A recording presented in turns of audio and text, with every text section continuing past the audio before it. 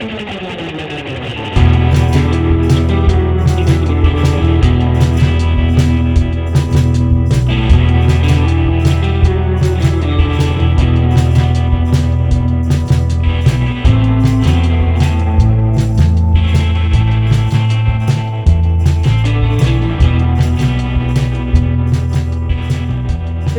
morning. It is Thursday, September 5th, 2019, and we have a very busy day.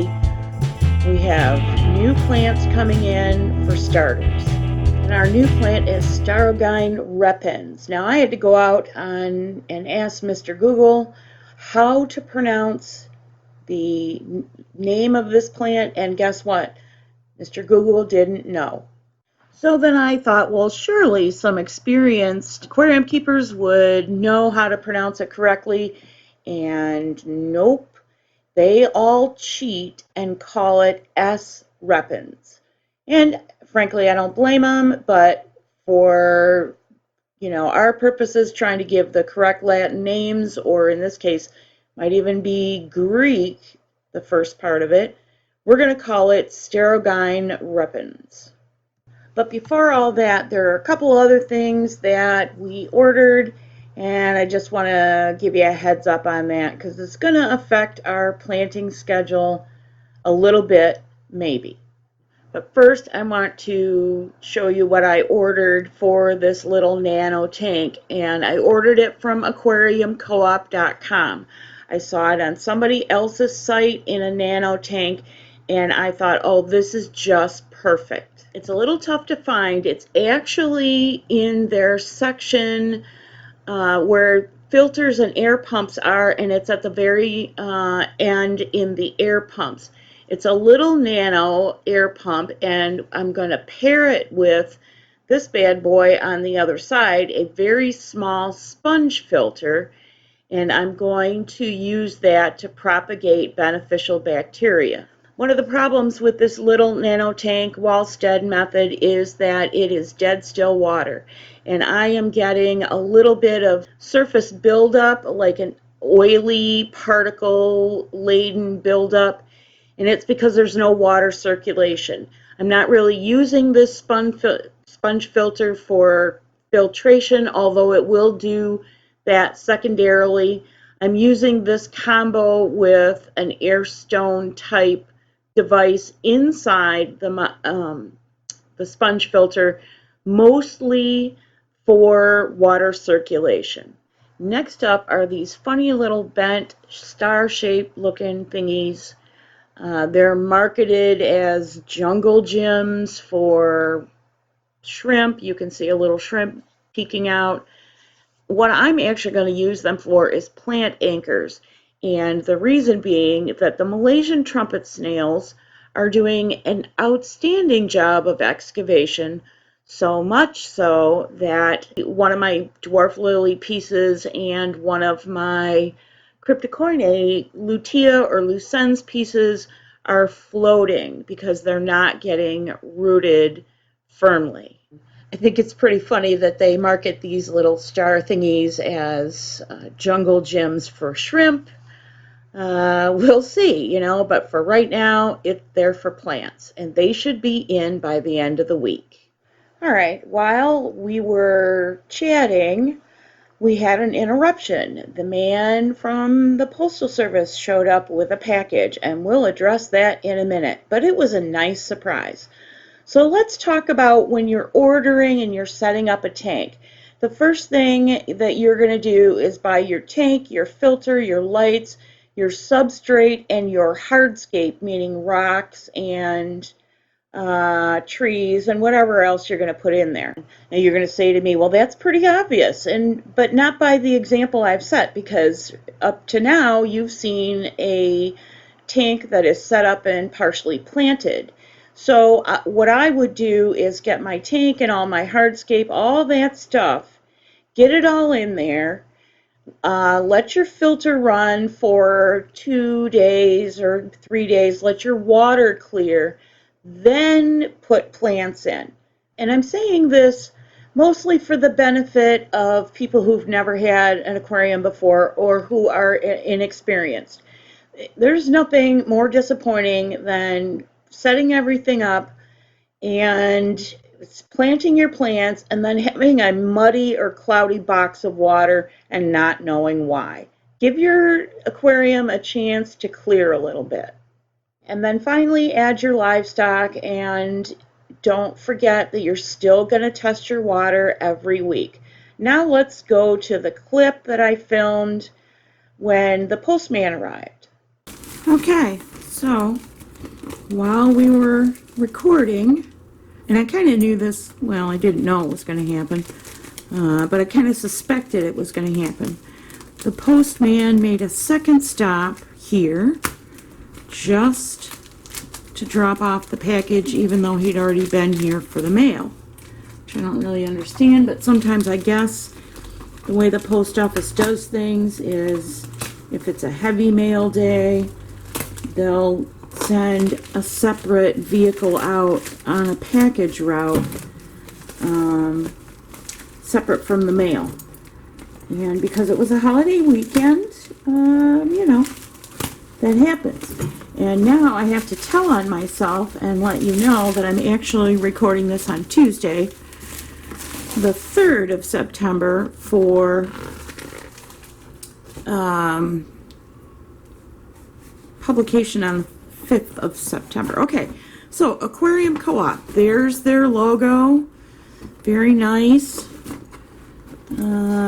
Everything looks to be in order. I just want to figure out which way. I guess I want to open it this way. So we'll slide in the dull blade that I keep forgetting to replace, and open this up and see what our plants look like.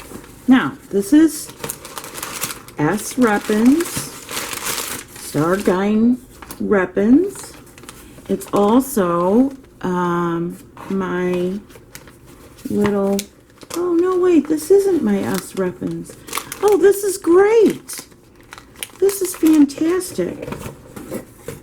This is the little nano filter. This is fantastic. Oh, look, we got a sticker. They sent us a sticker. We're going to have to put a facsimile of this sticker into the video. Thank you so much, Aquarium Co-op. This is really cool. This is my first sticker. You all might know that many people will feature business stickers of people, that channels that they've ordered from or what have you. So Aquarium Co-op is our first. Now let's just triple check and make sure that we have everything, because I was expecting, honestly, a live plant. So here's our little filter. It's the exact one we just showed you. And oh, they sent us the down tube. That's good. Well, come on. So I'm having a terrible time seeing what I'm doing because I'm looking through the viewfinder. Yes, okay. And there, this little star-shaped spreader, let's see if I can pull this apart so you can see it without knocking you over. Okay, why don't we just pull the whole thing apart? Let's do that. Okay, so here's the little basket, and it's got no spreader. Some of these have a spreader on the bottom like this, but this one does not, which is good. That's less cutting because I was going to cut that out anyway. And then here is the sponge filter, right? Here is the other end of this, and it's a one piece. This is a weighted bottom, by the way. And let me pull it off camera so I can see what I'm doing. Okay. It is a one piece. All right, so what happens is your air line goes in here. Actually, it goes in, sorry, I really can't see what I'm doing. It goes in, it goes through this tube and into this right here, and then the little air stone gizmo. Wow, this is hard.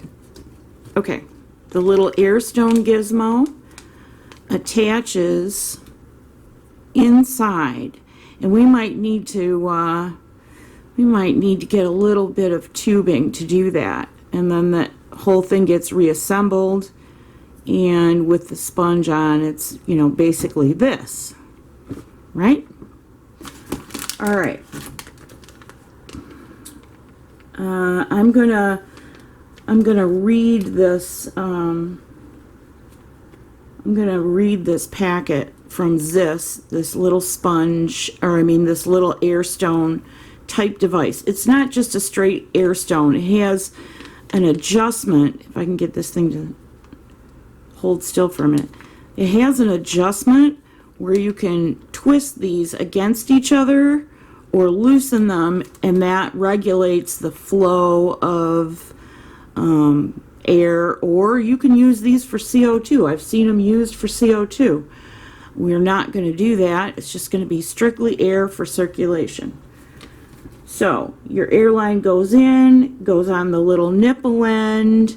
It forces water in, or I mean it forces air in, and that creates a vacuum, and water comes through the filter and up through this big up tube, and that's how you get your circulation. You'll understand it later when I do a better job. There's Aquarium Co-op. Yay! With their cute little puffer fish. They have a puffer fish that's the store mascot. And then on the back, we have Aquashella. And that is a huge, it's a huge like trade show. And Aquarium Co-op presents at that trade show often. So that is taking place in Niles, Illinois, September, let me get it back so you can see it, September 28th and 29th from 11 to 7 on the 28th, and September 29th, 11 to 6. And so if you're in the Niles, Illinois, if you're in spitting distance, go check out Aquashella. I doubt that I will be going. I would love to go, but I doubt that I will be going. All right, let's just open the little nano filter now too, because probably what's going to happen is I'm going to put this together off camera. Sorry, I'm just not good at this demo stuff. And the older I get, the more inclined I am to read the instructions before I put things together. So, oh, and then right here is a little check valve, if you didn't notice it, right there. A little check valve to make sure there's no backflow, because I'm just a little crazy like that. I like to make sure that my airlines have a check valve. And it is, I'm sorry the lighting's not terrific. It's a rainy day here in my neck of the woods. So it's great that this stuff came in ahead of the plants, which I thought that I messed up the ordering schedule. And we're going to talk about that, or we will in real time. I've already talked about it by the time this clip gets stitched into this video. So here's our little nano guy. They come in a couple, maybe 4 or 5 colors. You can see it has a binder clip, and you'll see why that's important to me in a minute. So here's your little air pump. It's a USB connection, but they supply you with the power converter right there for DC, AC, alternating current, you know, to the wall. So the air hose goes in here and it goes down in there. We've already talked about it. That's the basic idea. And it's so tiny that I'm going to carefully show you what's going to happen here. I may actually have to make an edit, but you'll get the idea. So let's swing you around, if we can do that. Oh, we can. How cool is this? All right, I need to move you back and tilt you just a little bit. You can see our desk lamp that has our LED light in it is right there. And what's going to happen is, hopefully I can get this without banging you around too much. What's going to happen is this little guy, even if I have to swap binder clips, I'm not going to fight with it right now. Even if I have to swap binder clips, this little guy is going to go on the arm, not on the cord. That would not be good. No weight on the cord. But anyway, this little guy is going to go, and I'll have to tighten that. But you'll see this little guy is going to go on my desk lamp, which needs to be tightened. And then the cord, I'll probably snake it, down the arm and down the up riser thing for the light. And then it'll not be totally unnoticeable, but it'll be less noticeable. So let's go back to the desk. Now that we've putzed around with all our toys, let's go back to the desk and finish up where we left off. Okay, so just to review, we have bought all of our hard goods, and then we got our tank up and running, and we waited a day or two for the water to clear. Then we planted our plants. This is still in the cycling process, so we're testing our water. And the plant that I am still sure is supposed to be here today, because it doesn't say anything otherwise in the tracking system, is our Stargyne repens. And the reason I chose this plant is because it's a low light plant. It requires no CO2 whatsoever, and it's slow growing. Anything that is a carpeting plant or a low growing plant and a low light plant is going to stay relatively short. And if you remember back in the beginning of these episodes, I had my carpeting plant just melt completely and die. So I am trying to restart the carpeting part of the substrate with this new S repen. And wouldn't you know it, while we were chatting in this section, the notifier went off telling me that the mailman had delivered my plant in the mailbox, even though I already checked the mailbox, about an hour and 51 minutes ago, so even before Aquarium Co-op's package was delivered to my door. So what I think I'm going to do is just make this a two-parter, because it's already almost 20 minutes, and I'm trying to keep these between 12 and 20 minutes. That's all I have for you today. Stay tuned for part 2, where we muck around in the tank and mess it up again and add our fancy little filter and all that good stuff. I hope that you're well and blessed and you had a great holiday weekend. Until we see you again, take care.